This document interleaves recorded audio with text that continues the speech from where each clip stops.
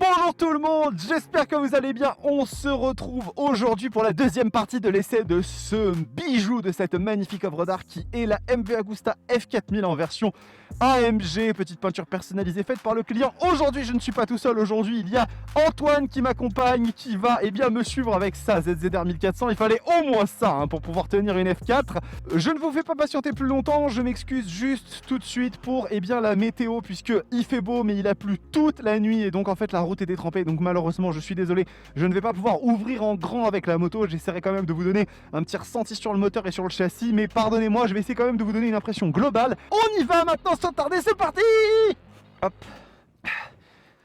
on va mettre le démarreur à l'agonie.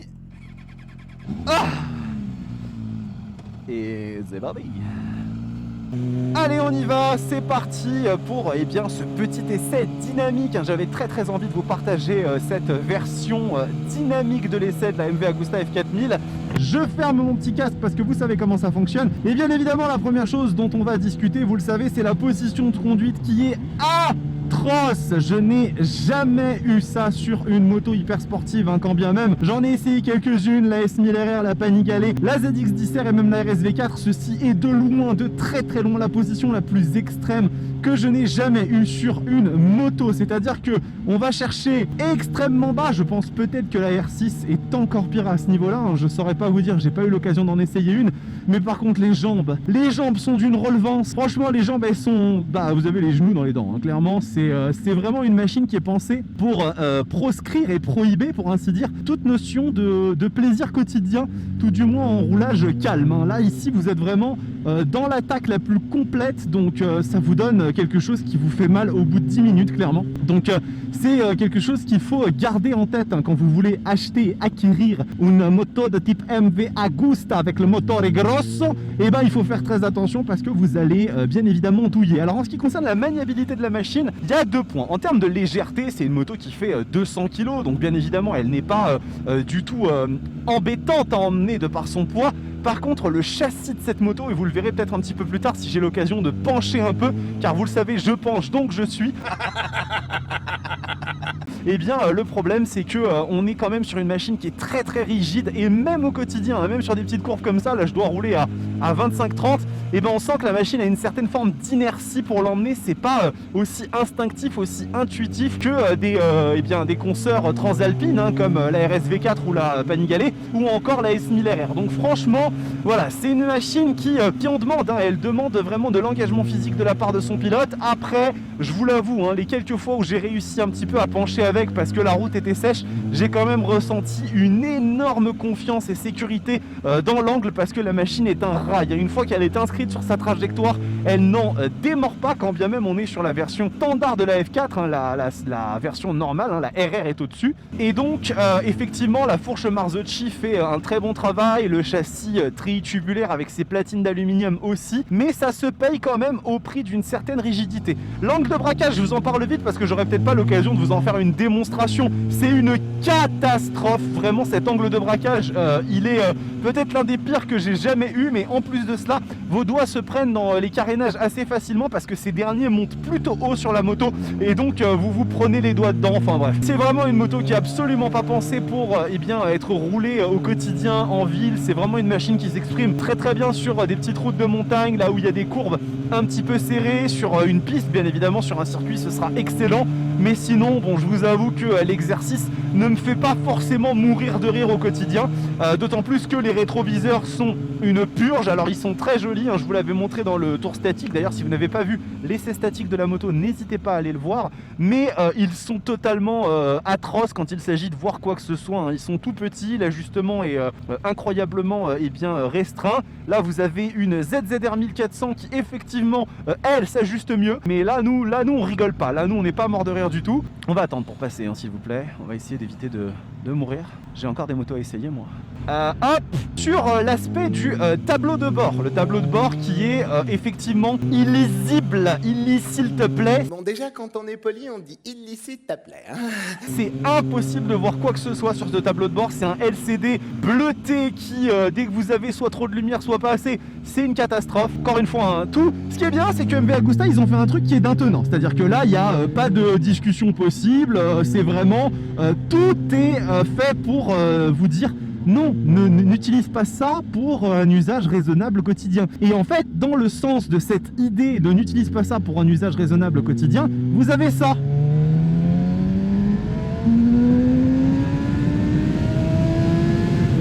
Vous entendez ça? Vous entendez ce 4 cylindres en ligne de 195 chevaux? Bah ça par contre effectivement ça fait extrêmement plaisir. Alors j'aurais tendance à dire que dans ces 4 cylindres en ligne qui sont extrêmement pointus, qui en règle générale ont tendance à délivrer énormément en haut et très peu en bas, et bien cette F4 se débrouille quand même plutôt pas mal. J'aime bien, je trouve que dès les 4-5 000 on commence à ressentir une belle accélération. Là je suis en mode sport qui est le mode le plus énervé avant le C qui permet d'ajuster. Alors là attention quand même parce qu'il y a des travaux, c'est mouillé, c'est glissant, on va crever, c'est sûr et certain. On va remercier quand même nos amis qui nous laissent passer ici des travaux. Merci à eux de faire toute cette gestion finalement quand il s'agit de régler le flux de voitures et de motos. Et donc voilà, ce moteur, je le trouve assez enthousiasmant. On aura probablement d'autres petites lignes droites qui permettront de s'en rendre un peu mieux compte, mais je trouve vraiment que cette F4 se débrouille très très bien dans son expressivité. C'est aussi une des choses, désolé je rouvre ma visière parce que je prends de la buée à l'infini, c'est une des choses aussi qui font le charme de cette machine par rapport peut-être même à une Ducati qui est pourtant une italienne assez expressive. Et bien c'est que ce moteur il a une vraie vie et même s'il fait penser un petit peu dans sa sonorité, dans son timbre à celui d'une S1000 RR, il a quand même pour lui un caractère assez unique. Je trouve une voix qui est quand même plutôt spécifique à lui et j'aime beaucoup ce que ça rend en termes de son, même si c'est d'origine. C'est pas mal, on a des petits retours à l'échappement, la machine n'était pas du tout Euro 5, c'est une moto qui date de 2016 et donc du coup ça chante plutôt pas mal, j'aime bien. Vous entendez là comme ça? Ah c'est sympathique quand même, on n'est pas du tout déçu du voyage, on aime bien ce qui se passe, à la rédaction on adore. Et là on va sortir bien évidemment à notre petite sortie habituelle, vous la connaissez désormais, vous êtes des fidèles, des habitués de la chaîne. D'ailleurs si vous n'êtes pas des habitués de la chaîne, devenez-le et abonnez-vous, parce que c'est important, je vous le dis pas assez, mais on n'est pas assez nombreux sur cette chaîne. Oh là là, quelle santé, quelle santé!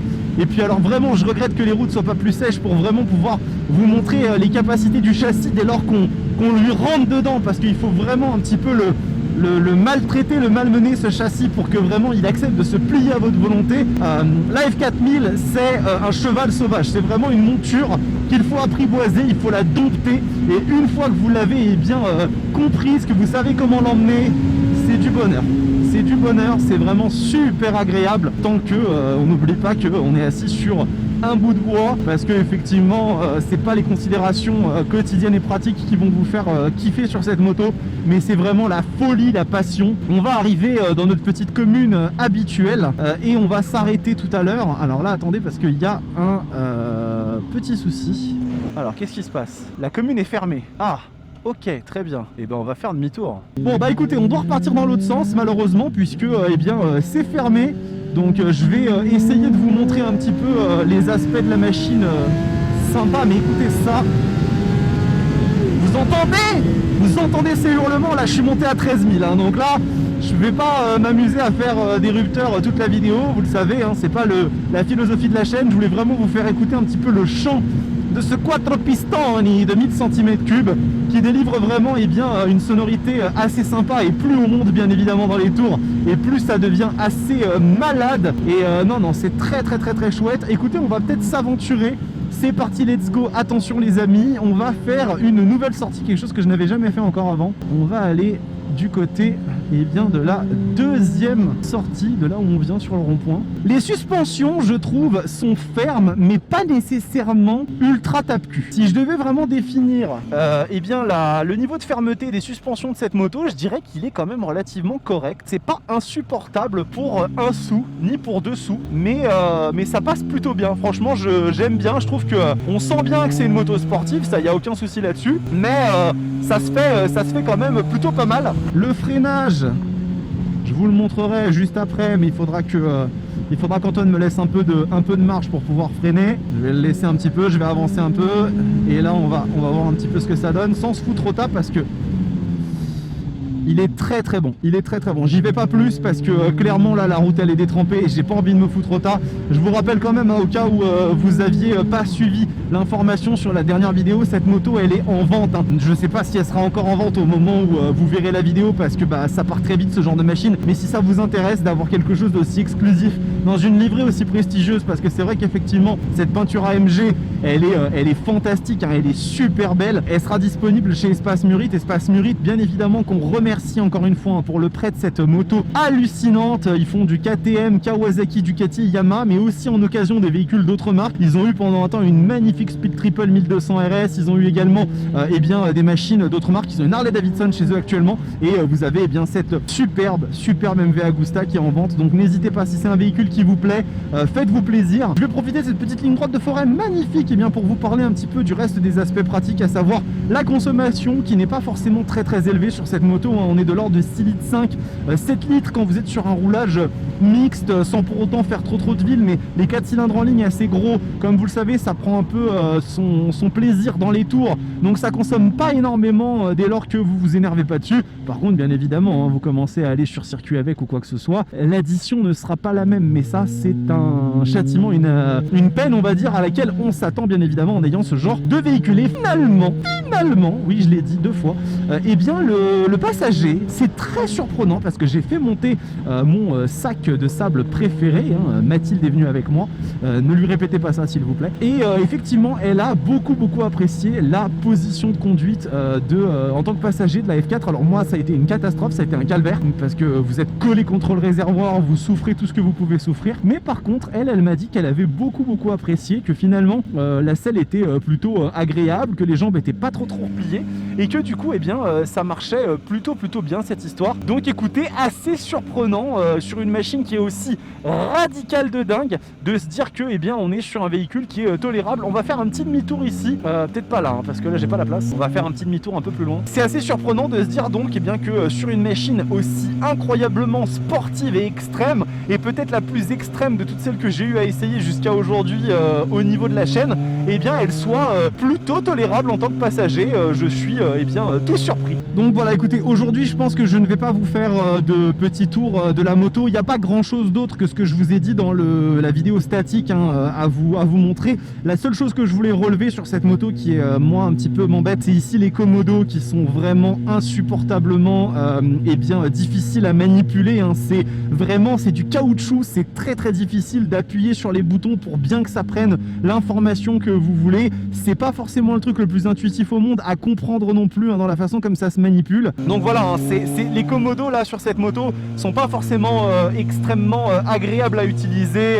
Ça fait vraiment partie des choses que je trouve pas nécessairement ultra bien finies sur la moto. Et après en fait écoutez, on arrive à la conclusion, parce que malheureusement aujourd'hui c'est vraiment compliqué de vous démontrer les capacités dynamiques de la machine au niveau du châssis, au niveau du moteur. La route me rassure clairement pas, les pneus c'est des pneus très sportifs sur cette moto, donc je préfère pas non plus trop m'amuser à faire le con avec. Qu'est-ce que je peux vraiment vous conclure sur la MV Agusta?